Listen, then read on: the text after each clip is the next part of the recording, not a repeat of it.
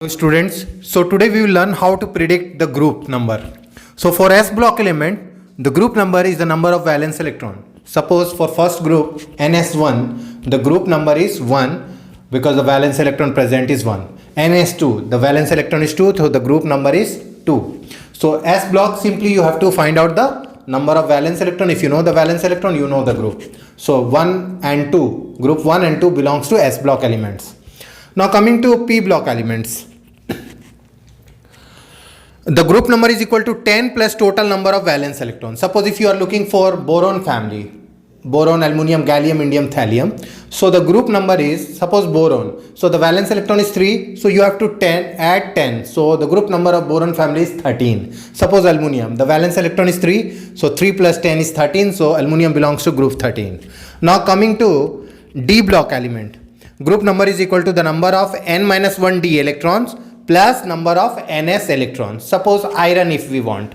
Iron is 26. Its configuration is argon 4s2 3d6. So suppose if we want to know the group number of iron, then n-1 d electron is 6 and ns electron is 2. So the group number of iron is 8. So this way we can find out the group of any elements in belonging to S block, P block and D block elements of the periodic table. Let's see the example of sulfur. The configuration of sulfur is 1s2, 2s2, 2p6, 3s2, 3p4. If we want to know the period, it belongs to third period. If we want to know the block, it belongs to P block element. And the valence electron present is 6 because 2 electrons are present in S and 4 are present in P. So the valence electron is 6. So the group number is 10 plus 6, that is 16. So sulfur is a group 16 element and it is the part of the group to which oxygen, sulfur, selenium, tellurium, polonium belongs. So oxygen, selenium, tellurium, polonium belongs to the same group as sulfur. So sulfur is a non-metal and there are two important allotropes of sulfur, rhombic sulfur and monoclinic sulfur. Rhombic sulfur is very stable sulfur. One of the other allotrope of sulfur is plastic sulfur.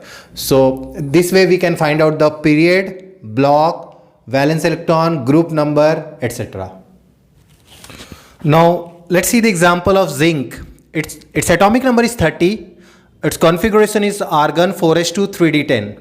It belongs to D block of the periodic table and the group number can be easily determined with the help of counting the number of n-1 d electron plus ns electron. So it comes out to be 12. So it belongs to group 12 of the periodic table and it is regarded as a pseudo transition element because in both atomic as well as ionic form, it does not have any unpaired electron. It does not have any unpaired electrons. So zinc along with cadmium and mercury is regarded as a pseudo transition element. You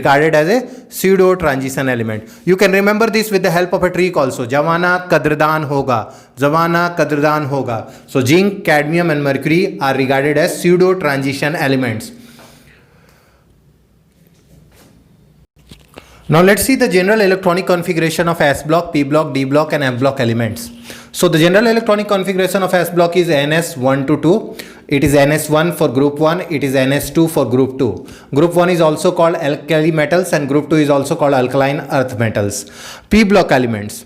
The general electronic configuration of P block element is NS2 NP1 to 6. Group 13 to 18 of the periodic table belongs to P block elements. One of the most important characteristic of P block element is inert pair effect. The reluctance of NS2 electron to take part in chemical bond formation. And this inert pair effect is more pronounced in the heavier member of the group. For example, aluminium shows plus 3 state, it is more stable in plus 3 state, but thallium, it shows plus 3 as well as plus 1, but thallium plus 1 is more stable. This is due to inert pair effect. Now coming to D block elements, the general electronic configuration is n-1 d 1 to 10, ns 1 to 2. And for F block, the electronic configuration is a bit controversial, but for our purpose, we can use n-2 F 1 to 14, n-1 d 01 ns2. So these are the electronic configuration of different blocks of the periodic table, namely S block, P block, D block and F block. if you master how to write the electronic configuration of element, you are expected to get one question in your entrance exam, particularly IIT, NEET, MSET, and even in your board exam. So do prepare, students. This is very important for your upcoming exam. Thank you so much.